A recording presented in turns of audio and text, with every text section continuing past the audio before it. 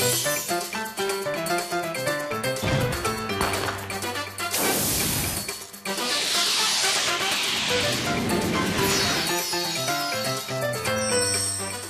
this episode of Dolce Vita, discover the next big trend in Japanese cuisine. Sit down and chat with model and social media star Natalia Kovaleva.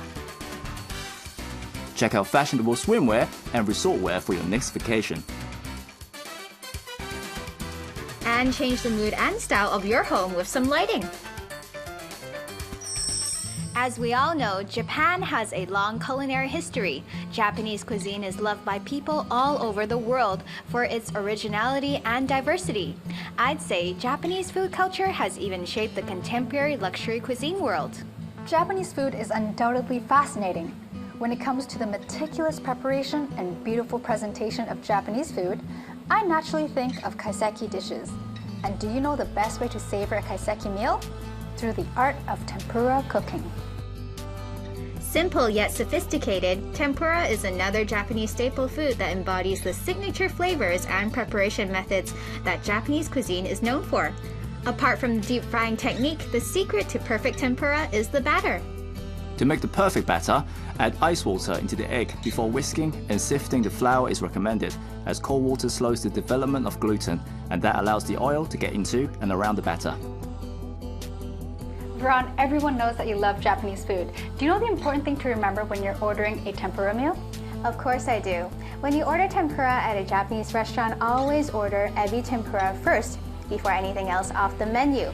Because as the shrimp becomes cooked, it turns red, and visually attractive food appeals to the taste buds. So the Japanese consider shrimp as a starter to the whole tempura meal. How interesting.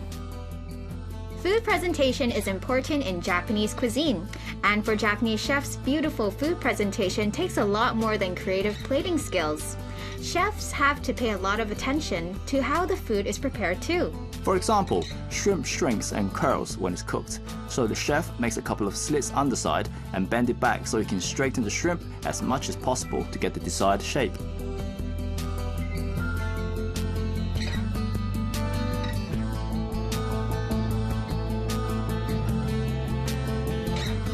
Key characteristics of a tempura batter are the extreme lightness of color and texture. To have a coating that is light and crispy, the chef also needs to pay serious attention to the dipping process. Dust corn flour over the shrimp as it helps the batter cling to the surface of the food.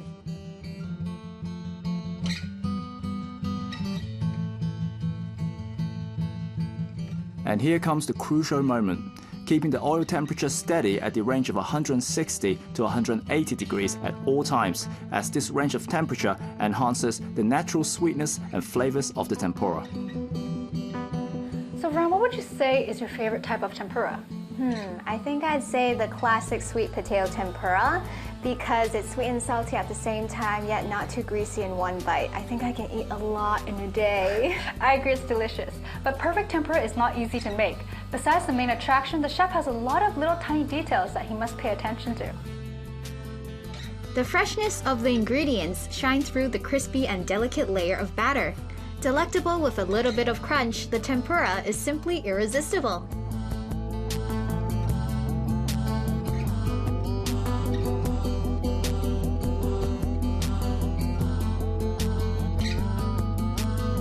Grated daikon radish is one of the signature ingredients to go with tempura, as it adds a refreshing sensation to the deep fried food.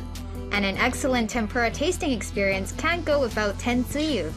This traditional tempura dip is made of dashi, soy sauce, mirin, and sugar. The light and refreshing sauce elevates the deliciousness of tempura in a snap.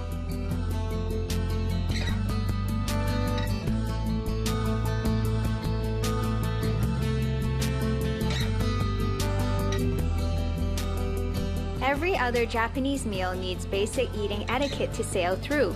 Tempura is also required to be eaten the Japanese way.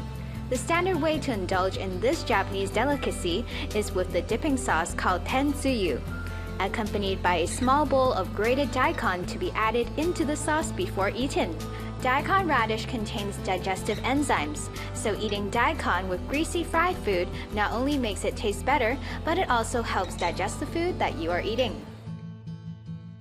Also, usually we like to pair tempura with a cup of hot tea. But guess what? Chef Suji suggests the best drink to pair tempura is actually a nice cold beer. And he said that's how they do it in Japan. With all the dishes up front, Lena, I am not going to wait for you.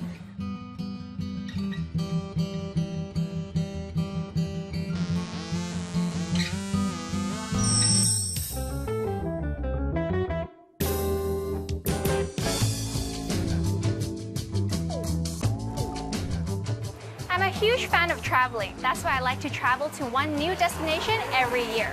But for me, traveling is not only about getting away from the city's hustle and bustle. It's also about immersing yourself into a whole new culture. But if you want to learn something new or get to know something exciting, you don't have to leave the country physically. You can also meet a new friend right here in your hometown. People often say Hong Kong is a great place to live in, and Natalia Kovaleva, a professional model from Russia, is one of them. Join Natalia today at her favorite cafe as she talks about her own dynamic journey in Hong Kong, as well as her next destination. So Natalia, what brings you to Hong Kong? Well, modeling technically. What is the most interesting modeling job you've done so far? Well, I must say I really love doing jewelry. It's always nice and relaxing and you have millions of dollars on your shoulders. It's just a nice feeling. I like the shows as well, but it's completely different energy. It's more fast, but for like 5 minutes. So it's like boom, and it's gone. Boom, and it's gone, exactly. It's such a special feeling when you're on the stage, there are lights and you know like people watching you.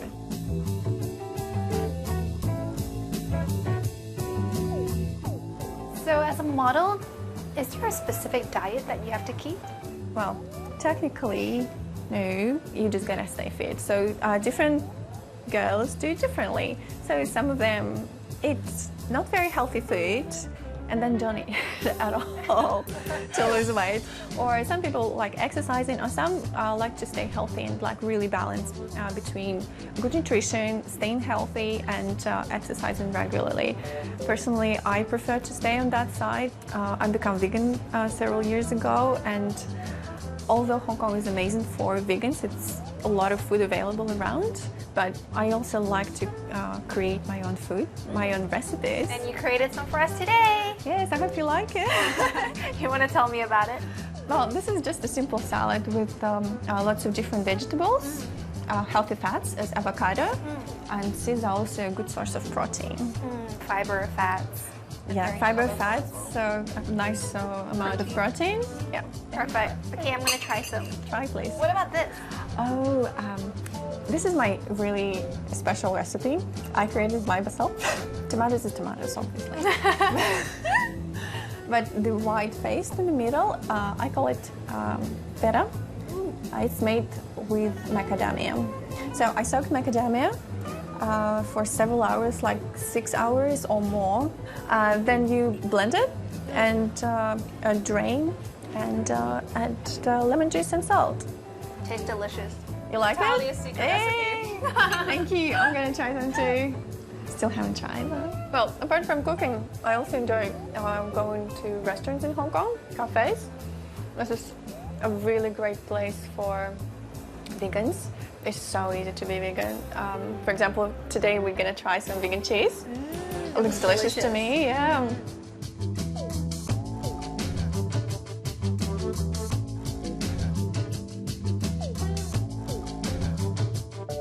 How do you think living here is different from in Russia? The people here are so nice.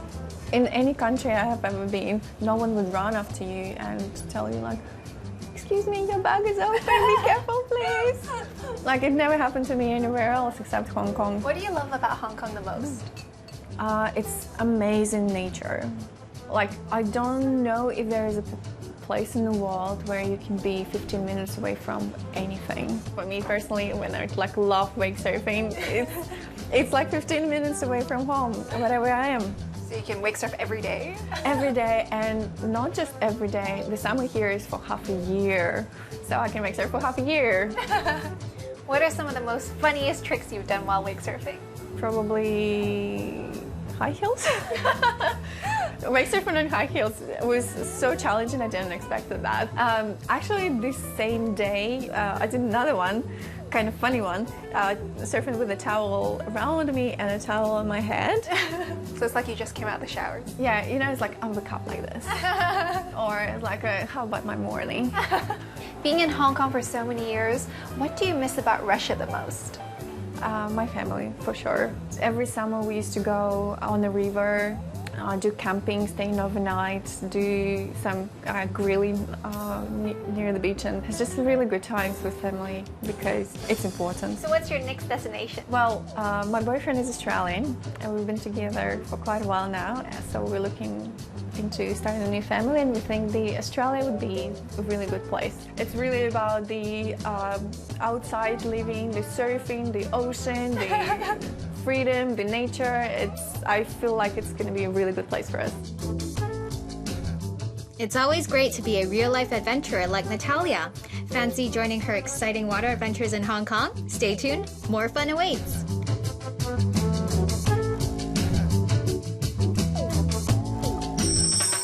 After the break, find a swimsuit that suits your style and flatters.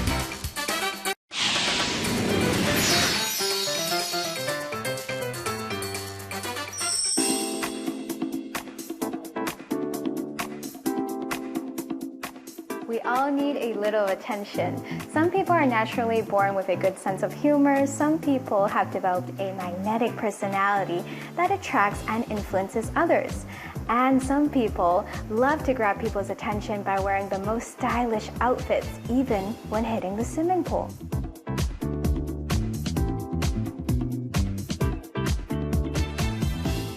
Hi Marie-France, nice to have you. Thank you. When it comes to swimwear, where should we start? Let's start with body shapes. Okay, so the body shapes between Asians and foreigners are quite different. What kind of swimwear goes well with which body type? As you know, all women have, different body shapes between small chest, bigger chest, long legs, short legs. Well, there's also different reasons we want to buy swimwear, right? I mean, either we want to buy swimwear to swim, or we want to buy swimwear to just lounge and look good. Photo shoot. Photo shoot. So you have different purposes, let's say, for swimwear. What seems to be very popular though? I would always do the one-piece suit. Oh. And I always did the one-piece suit because it just really worked well under my kaftan. To me, is to be able to be at the beach and put something over it, and then, and the two work together or look good together. To me, the one-piece swimsuit is almost like a bodysuit. You bring them on holidays and you wear them to the beach, but you can also have them, you can wear them at night to go out. So they look great with a skirt or with a pair of pants. Well, what are some tips when it comes to picking the right fit for yourself? Okay, well, I think that if you're going to buy a swimsuit, you're going to have to try many swimsuits because it's so difficult to find the right fit. But I would say that depending on what you want to show, so for example, if you want to show cleavage, if you have a nice chest, then you will go for the triangle bikini. If you're flat-chested, I would go for the bandeau. You could still wear the bandeau if you're bigger, but like I said, depending if you want to show off what you have, your assets, or if you have long legs, I guess you want to be, or if you have short legs and you want to have long legs, then you would go for a higher cut. High cutting. So you can show more legs.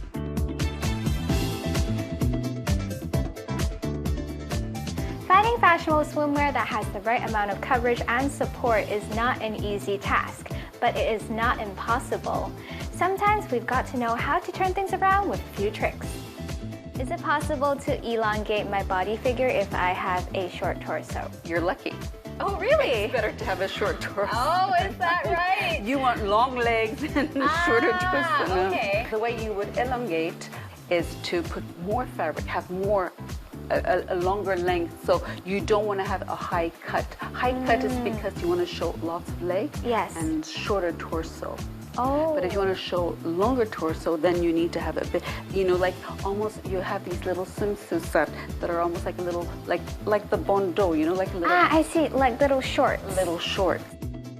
Picking a swimsuit that flatters your figure is of course crucial, But did you know choosing a swimwear color that harmonizes with your skin tone is also very important?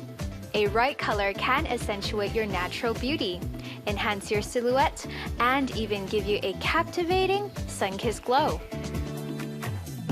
I see that you have a lot of metallics here. Does color really make a difference? A big one, does it?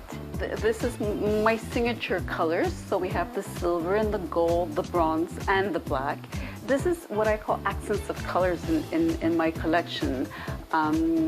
They're colors, but they're still very neutral. And they also match all the kaftans that I do. Because one thing that really surprised me over the years, too often I saw women on the beach or in resorts wearing the pink kaftan and the purple swimsuit, and it just doesn't match. And I think that too often when we go on holidays, we just throw everything in our suitcase. We don't really have a beach or a resort wear wardrobe at home. And that is the reason why I did these colors in these swimsuits, because they actually match perfectly your kaftan or my kaftans. And again, I just think that they look fantastic at night as well. You can wear them as bodysuits.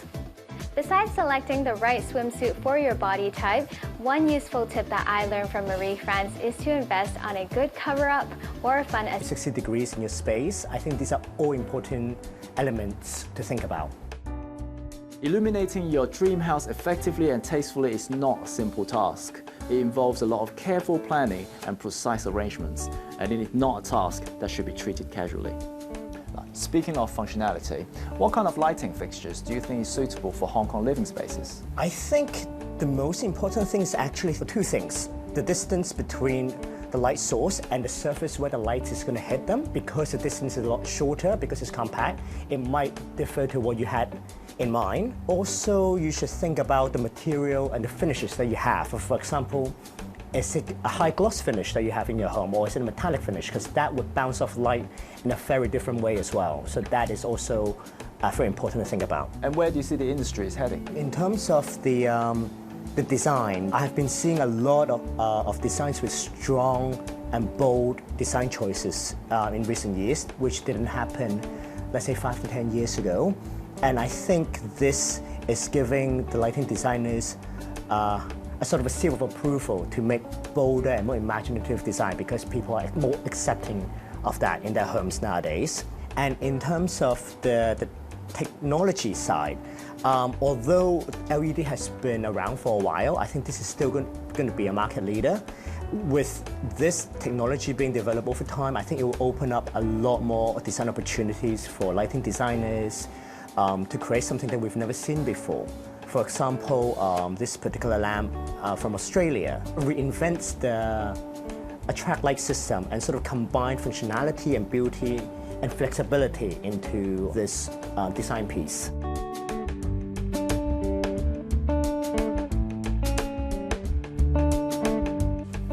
So among all these great designs, which one would you say is your favorite?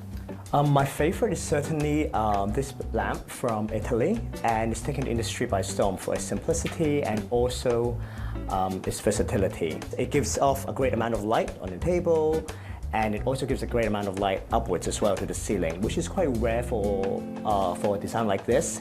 And the refraction it creates with its light on this bubble is also quite magical. Different brightness and color temperature of lighting can affect our productivity, sleep pattern, and even our mood. So whether it is natural light or artificial light, lighting is indeed an integral part of our lives. That's all the time we have for this week's episode. If you want to find out more about what we have introduced, remember to log on to our website. In the coming weeks, live your best life with us. Whether you want to make the most out of summer, savor the best taste of the season, kickstart a healthier lifestyle, see the world from a different perspective, or find out ways to look gorgeous, we've got you covered. Join us again next time and have a good time.